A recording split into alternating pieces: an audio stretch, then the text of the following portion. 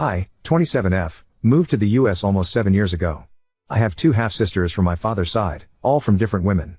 We used to be very close, and despite both of them being illegitimate, I shared with them part of what little inheritance I got from my grandparents. They never recognized them and left them nothing. 2 years ago my sisters also moved to the US. The middle sister, 28, let's call her Mary, got a company to host her with a work visa.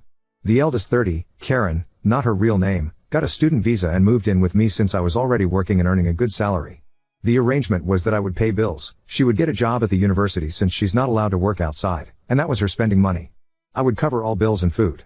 The only thing I asked was to help with some minor chores. I have a dog and a cat, and I told her she had no responsibility while she had school and work. It was fine, since I work from home, and I have a stepfamily that helped me maintaining my home, mostly because I'm the free babysitter for them. Pretty sweet deal for a student, right? Well, apparently that wasn't enough. While she was in school, Karen met Ken. I knew Ken from the time I went to university. He's a creep, but I thought harmless. Karen was head over heels for him. I warned her Ken had a bad reputation at the university, but she didn't care. She's a big girl, so I let it be, with the only condition that Ken was not allowed in my place. COVID hits, and my hours were cut. Karen's school goes on pause and she loses her campus job. Because of all of this, we moved into a small apartment.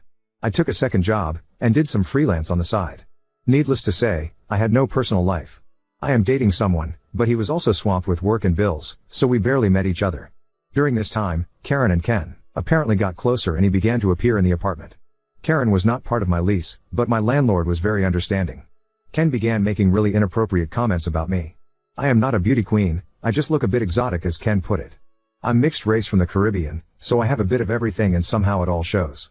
Karen looks more like our father, he was of European descent. In all honesty, Karen is more attractive. I only look foreign in this little Intermountain region city. Ken would go out of his way to touch me and was just invasive. I managed to just keep in my room when he was around or use the excuse that my pets needed a walk. I didn't know exactly why, but Karen kept pushing for me to spend time on my own with Ken. It will be good for you to bond with your future brother-in-law. They had only been dating 7 months at this point. Whatever, I didn't care. I found excuses to avoid it. November 2020 I got a better position at my main career job, so I was able to quit my second job and have more me time. I reconnected with friends and one of them asked me if I was okay. I asked why and he told me Ken had been saying he was very close to getting me for personal time. I was not okay with that idea. And I very loudly said I'd rather be hit by a train than doing anything with Ken. Since I'm in a small city in the Intermountain region, the kind that most people in the same area knows each other, a lot of people had text messages or creepy stories to tell me. That was it for me. I went home and demanded an explanation. They didn't deny it. Ken even said Karen had said it was fine and I was doing them a solid as her sister, since he had a fantasy he wanted to go for. I told them both they were disgusting and that Ken had to leave or I would be calling the cops. Ken left with some insults sent my way, and Karen began telling me she didn't see the problem since my partner and I were on a break. We were not. I told her I was not F or her to sell around like property and that she had 2 weeks to find a place of her own. I was done with her. I called all my relatives, sent them copies of the text messages I was given, and no one in our family wanted anything to do with Karen. She moved in with Ken a few days later. It took me some effort, but I was able to get a restraining order for Ken. Couldn't get one for Karen. Still, they disappeared from my radar except for a few encounters which easily were solved with showing I was about to call 911. And then today happened and I had to hold back my laughter. Mary had kept tabs on Karen, since sisters and all, and she messaged me with a notice. Hey, Karen just called me. She's pregnant and Ken kicked her out. I just stared for a few minutes and responded, oh. That's sad. Mary knew, and supports, that I don't care or have any intentions to help. Karen used Mary's phone to call me. She begged me to help, since Mary is only letting her stay for a week before she moves to another state. Said that she missed her little sister and had no one else to go to. That she knows I have family health insurance, I pay for private health insurance for 2 relatives that are in hard times and have health conditions, and that I could do something like that for her pregnancy medical bills. This baby is a blessing and I should want to help her raise it. Meaning, I pay for everything. I let her pour her heart out for a good 5 to 7 minutes, then said nope. I ended the call. She tried calling again for a while, then stopped when I got a text message from Mary saying she had left her phone on the counter and she was sorry for the spamming. Most of my family agrees with me, even Karen's mom. The only one that disapproves is Karen's aunt. She's not my aunt, but I called her aunt anyway since I've known her for many years. She's been putting pressure on me most of the day. She only stopped when I told her one more message and I would show her text messages to my ST, EP father, who is her landlord. I feel bad for the baby, to a point. But this is one of those moments that all I can think is this is not my circus, and these are not my monkeys. Edit 1. Someone mentioned the region inconsistency. I never looked into it, since I didn't really care, but where I live I heard Midwest and Northwest interchangeably. As far as I was concerned, it was the same thing. We don't have that type of regions in my country. So, I decided to Google while at work and found out neither is right. I live in the Intermountain region. Thanks, random stranger, for making me check on the messy regional system. Not even Google agrees on it. Also a small explanation on my grandparents. They were very old traditionalists. By the end of their lives, they didn't have much to give, so they chose to give it to the legal grandchildren. My sperm donor father had many children. I might not even know all of them. Grandparents were just tired of every other year having a new grandchild appear, and in some cases a moocher mother attached. Last, Karen's visa. She had an extension since COVID, but that is over. She's overstaying her visa. Update 1. Small summary, I have 2 half-sisters, Mary and Karen. Karen used to live with me rent-free and decided to offer me up to her creepy boyfriend like a side dish. I kicked her out and she went to live with him. She got pregnant, he threw her to the curb, and now she wants me to take care of her and her unborn baby. Now to today, Mary called me this morning to have brunch and discuss things related to Karen. She told me she understood I don't want to be part of the mix, but she really wanted it to be discussed and after I can just walk out. I know Mary, and I know she's just trying to leave everything in order before she leaves the state. She's the peacekeeper of my siblings. I agreed on the condition that there was no way Karen would come home with me. Mary just said, if she tries to follow you, I'll drag her out myself. So I dressed up and off I went to brunch with my sisters. I'll skip the pleasantries and dumb friendly family look Karen attempted. Once we were done eating and just having coffee, Mary set all the cards on the table. She explained she couldn't take Karen with her out of state, because she's getting married to her longtime girlfriend and they can only afford a 1-bedroom in her new city. She also said Karen was insane if she thought Mary would allow her to live with me, even if she had the power to make me take Karen back in. That Karen was lucky she even let her stay with her for this last few days. She told her the only reason we were doing this was because her mother had begged her to at least put Karen somewhere safe or find a solution for the pregnancy. So, she turned to me and asked me as the most stable economically if there was anything I would be willing to help with. I might be an asshole for this, feel free to roast me, but I basically said I would only give money for 3 things. 1. A termination and a hotel room while she heals from it. 2. A ticket back to home country so she can live with her mother or aunt, and get free health care. 3. A ticket to our eldest brother's home country so she can live with him because I know he will take her. I also said she had the option to put the baby up for adoption, but I would not be offering her a place to stay or a way to get medical care out of my pocket. I gave her some links to non-profits she could use. Karen started crying, saying I was trying to take away her baby and being a bad sister. That a good sister would open up her home and help care for her baby. That I never deserved to have the money I have. Most of my money is from inheritance on my mother's side of the family, so not sure how she would have gotten anything. That I was spoiled by my mother because she had money. We did, because after our father left my mother and I with nothing, she made a company from scratch. She kept babbling, and making a scene, then she said something that actually hurt me. You are just mad because you will never get pregnant. Yes, I happen to be infertile. No, I can't get treatment for it. It is what it is. I already accepted it, but it still hurts. Mary knew this was a low blow for me, and basically told Karen one more stupid word like that and she'll be sleeping in the street tonight. I didn't cry or anything, just stared. Karen stopped her crying muttering and seemed to get an idea. She looked at me straight and told me to adopt her baby. I laughed at that. I told her she was insane if she thought I would adopt her baby.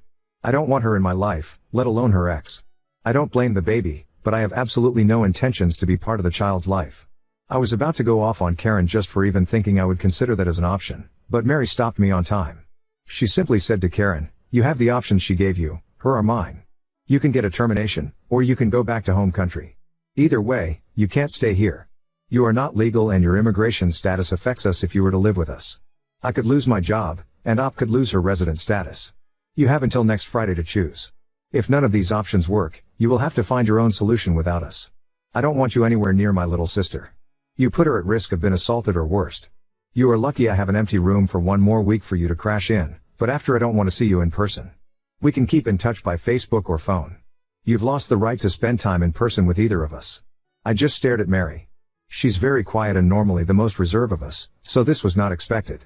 Mary paid, didn't even wait for the change, and left Karen with enough to get a taxi home. Mary grabbed me by the arm and took me out.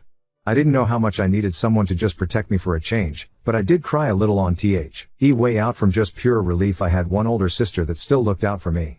We decided to go for ice cream after, like we did as kids when bad things happen, and discussed our plans to spend holidays and vacations together.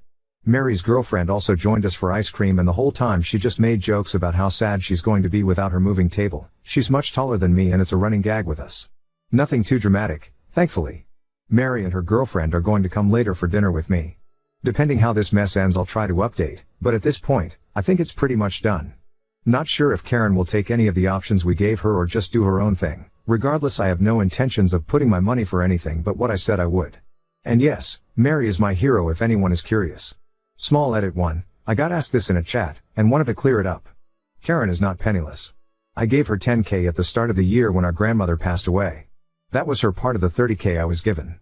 She's also been saving the money from her college job. I worked at the university about 4 years ago and I was getting $9 an hour. Her mom also sent her money. Unless she wasted all her funds, she won't go home without money. If that was the case, my brothers, Mary, and I would all give her something. She might be in my blacklist, but she is my sister at the end of the day. Update 2. I kicked her out, she moved with him and got pregnant, and he kicked her out. She wanted me to not only take her in, but also basically maintain her and her baby. My sister and I gave her the options and told she would not live with either of us long term. As I mentioned in my last post, my sister Mary and I gave Karen a couple of options for her unplanned pregnancy.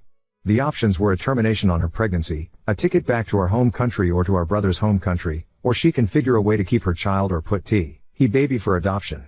She had until tomorrow to choose, since Mary leaves on Saturday for the East Coast. Well, Karen chose none of the above. She decided to make life so difficult, she is now arrested and more than likely will be deported.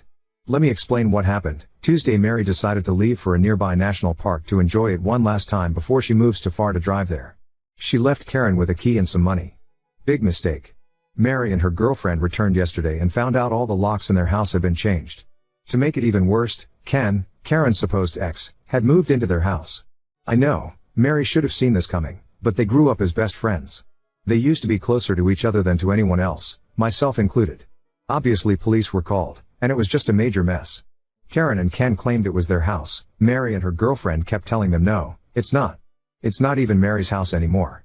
It was sold and the new family that owns it arrives on Sunday. Realtor was going to give them the key. The police officers were so done with this mess before it even escalated, and asked everyone for their IDs. Ken, Mary, and Mary's girlfriend all had their IDs. Karen only had an expired passport. Karen got arrested on immigration charges. Ken got arrested on charges relating to breaking and entering, and some others I don't know for sure.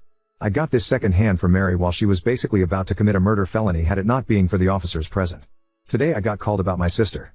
Her lawyer said she claiming to be my surrogate and that the baby in her was actually my child. Yep, she tried this.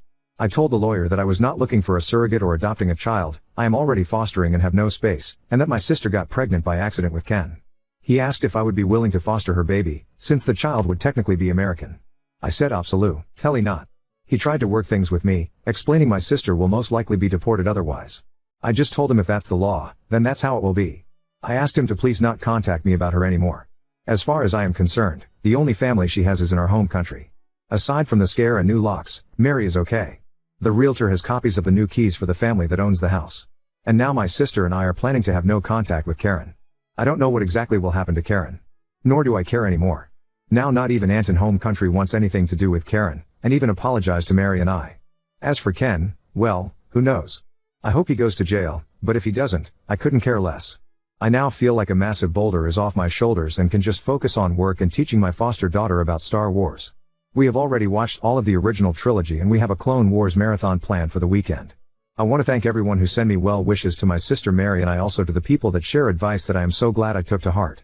This has been probably the worst roller coaster family mess I've dealt with since my parents' divorce, and it came absolutely from the one person I suspected less.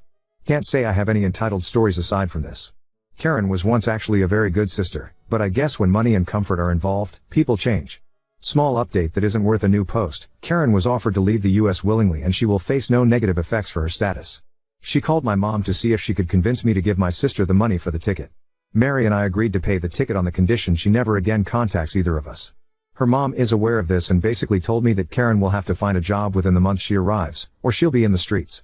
As for lawyers and stuff, I have my own immigration lawyer of the mess, and he told me the only way the surrogate ploy would work would be a DNA match or a contract.